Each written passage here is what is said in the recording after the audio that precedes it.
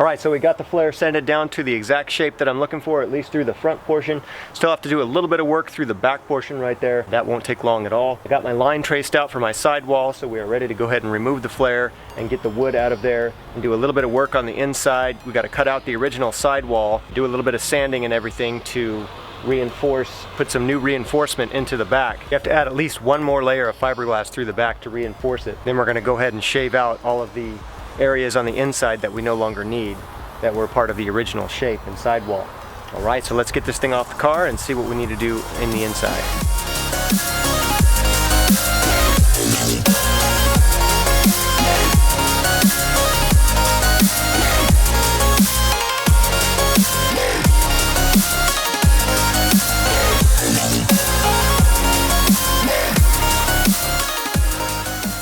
Alright, so now that we have the flare off the car, we can take a look at the back side and see just what kind of work we're going to need to do here.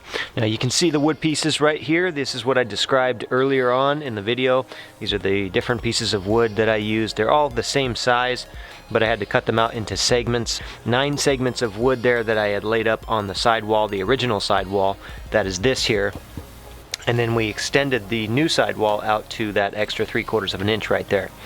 Alright, so at this point we need to go ahead and get rid of that wood. Now you can see here the packing tape is laid up onto the outside of the wood, and then they're just super glued to the previous sidewall right here. So they should dislodge from the fiberglass on the outside because of the packing tape, no problem.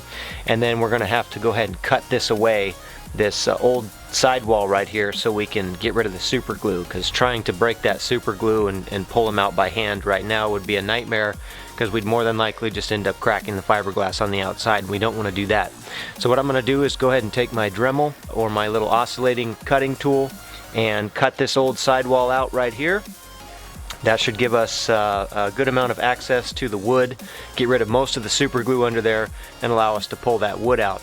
Now once we have the wood out, I'm going to go ahead and flip the flare back over to the front side. I'm going to do a little bit of body filling work along the top edge right here that I was not able to do while I had my riv nuts in. So while I have those out, I'm going to go ahead and do a little filling and sanding on that. But then we're going to go ahead and put the flare back on the car. And we're going to do our clay and fiberglassing work through the sides to connect the new sidewall to the ends here. We will take it back off the car again, and then we'll cut all this old stuff out right here that we don't need, because it's now going to be extended out, because it's going to be attached from the new sidewall down like this. So we're going to need to cut this out and cut this out to get our clay out of there. We don't want the clay sitting in there. We don't want clay or wood or anything else in there. So let's get this sidewall cut out right here and get that wood out of there, and then we'll do our Bondo, our body filling along the edge, put it back on the car, and etc., etc.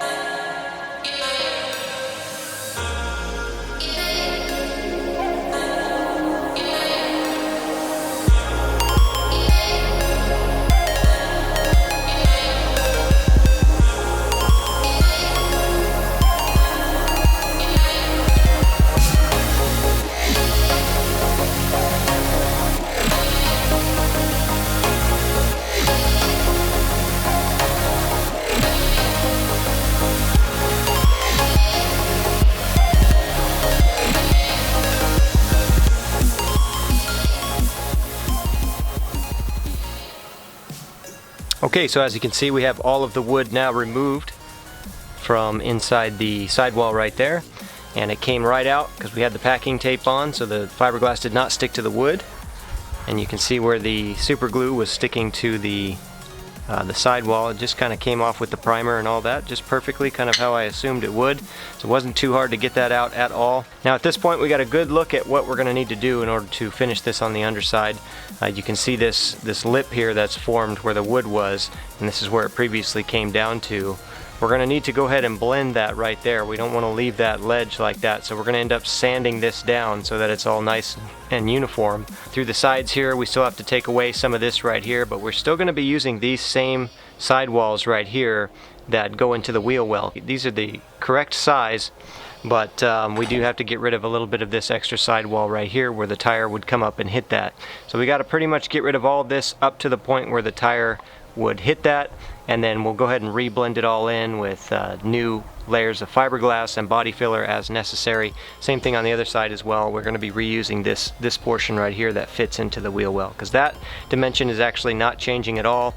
You can see as I tilt it up, you can see exactly how much width we added there to the flare on the underside.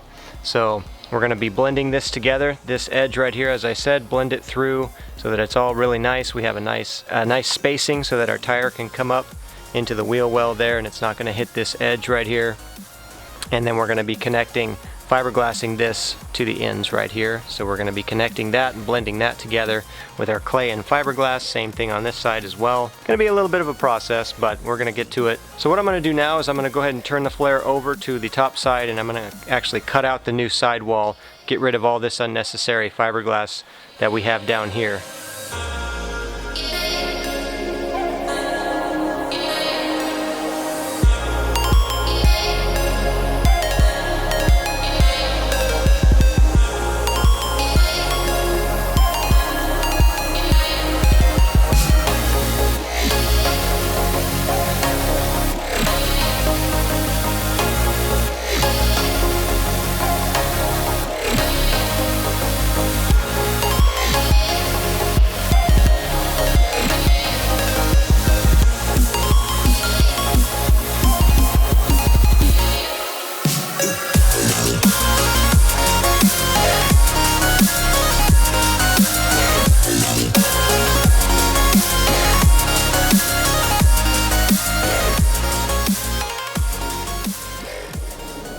So now, having cut out the wheel well, we can go ahead and move forward.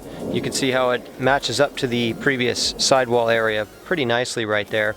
We're still going to have to do a little bit of modification to the line there. Of course, sand it out, get it really nice and round, get rid of all the sharp stuff in there, get it smoothed out real nice. That'll all be taken care of. The other thing to note is that we do have a little bit of fiberglass repair to do. As we were doing our sanding through the top, we got into the fiberglass underneath a little bit, so you can see a little hole right there. Couple little holes. This little area right here went through the fiberglass, so that will all need to be reinforced from the inside. Currently it's still quite weak, so we have to go ahead and reinforce the inside of this, make sure that's taken care of right there. You don't want any structural weakness like that at all. Now I'm going to flip the flare over to the front side, and you'll be able to see the work I've done on the upper portion. As I explained briefly, I was going to need to go ahead and body fill and tighten up the top portion. You can see there it's all looking really nice and tight. I redefined the line, body filled it all through the top, so we're all really nice and smooth here. It's looking really good. I tightened up all the rivet points and all that, so we're looking really good through the top portion. Did just a ton of sanding and filler work on that, but we are looking really good. So we're now at the point where we're going to put the flare back on the car and do the side portions, or the corner portions I should say. We're going to go ahead and build the extensions from the new sidewall down to the base here on both sides. Alright, so let's get the flare back up on the car.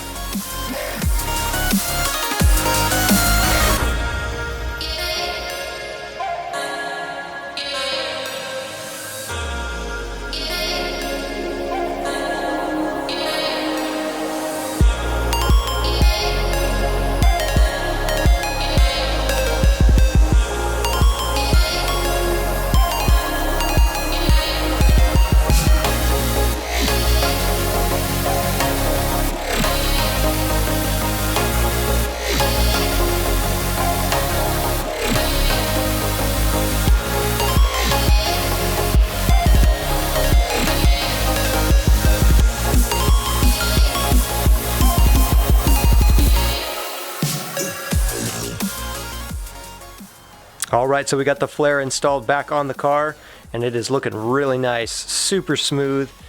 The whole thing from the top to the bottom is all incredibly smooth. Probably can't tell that by just looking at it. It looks like crap, of course, right now, but it feels beautiful, and that curve is just wonderful. The fitment is looking great. I can tell I'm just going to need to make a slight adjustment to the sidewall here, but we are like 90% where I want it to be. I'm going to have to adjust it just a little bit to lower this right here and then lower this line down by like 1/8 of an inch. Just a tiny little hair. Other than that, it's perfect. It looks great. We got it exactly where we want it in the front, exactly where we want it in the back, and we are now ready to go ahead and start our process on the connector pieces right here. Now what I have done is I have made templates kind of very similarly to what I did with the sidewall template. I made the same kind of templates for the sidewalls inside here. Not this sidewall, but the sidewalls that actually extend into the wheel well there. I made 2 templates in the exact same fashion as I made the outer sidewall template. That's with 3 layers of packing tape and then a Sharpie marker to trace out the exact shape. And you can see there as I lay the template up, it's perfectly showing me exactly how much clay I need to add in order to create the exact symmetrical shape of the connector right here. So I'm going to lay the clay up exactly along this template and add just this much width right here. You can see that line through the template there. That's the original shape. So I'm going to be filling in clay right along this space right here, and it's lining up just perfectly right here to our new width. You can't really see it on the camera, but you can see as I go to the side, that line right there is perfectly symmetrical with the other side.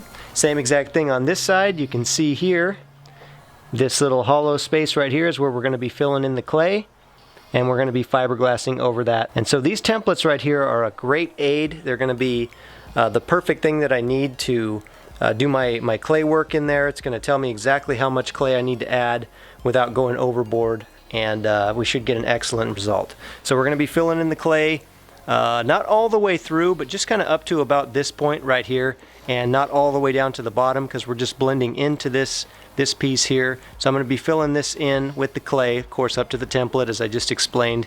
Same exact thing on this side, and we're going to be filling in any gaps, anything that we need to fill in up to about this point right here on the back, and then we're going to be fiberglassing that over the top and over the side. And then we'll take it back off after the fiberglass is all cured and start the process of hollowing those areas out, the old areas I should say, getting the clay out of there, re-fiberglassing through the back, and then after that we should be in really good shape. I'll just do the work to adjust my outer sidewall a little bit and we will be good to go. So let's go ahead and get started. I've got my clay ready to go, so let's get sculpting.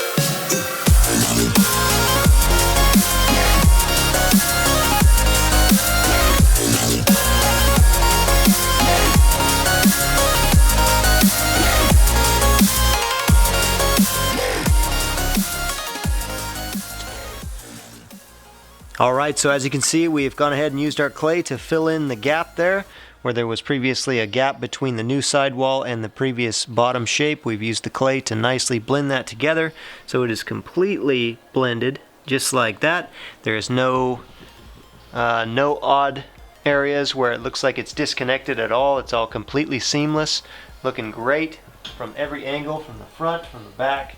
You can see where I filled in the clay up through the inside of the wheel well area here as well, so that we can fiberglass inside there as well.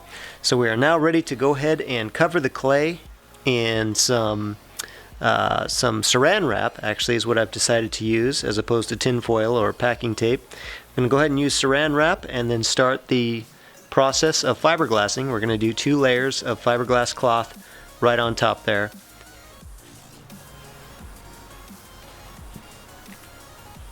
Alright, so we got our 2 layers of fiberglass cloth laid up on there. It's nice and cured now, nice and hard.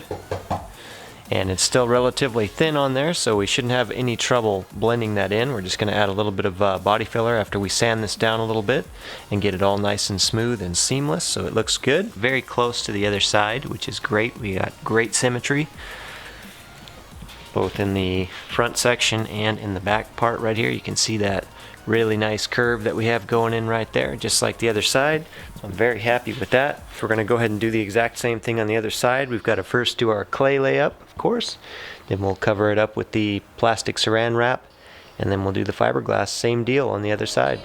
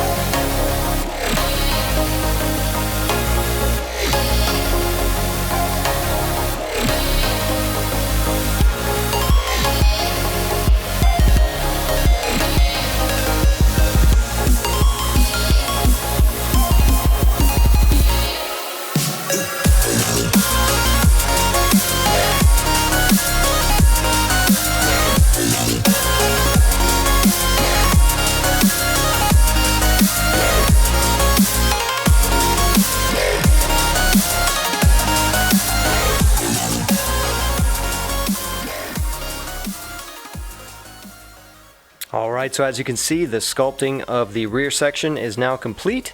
We've got it matched up really nice. I went ahead and made a couple of other new templates. As you can see, I got a template here. Same exact procedure as I did for the other sections, the sidewall and the inner sidewalls in there. I just made one up for this section right here so I could match it up to the other side really well. And then I did another one for this section, just the back portion of the sidewall here over this little area of detail right there, just to get as close as I possibly could. And not 100% perfect, but we're about 98-99% matched up. So definitely satisfied with that.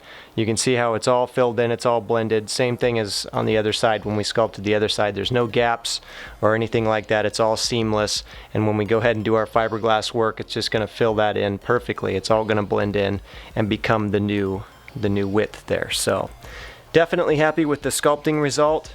It's looking great. You can see we got quite a bit more width there. If this line right here was our previous width, we extended out that much, so definitely a lot wider than it was. Really nice. I like it a lot. So let's get to covering this with saran wrap and doing our fiberglass work.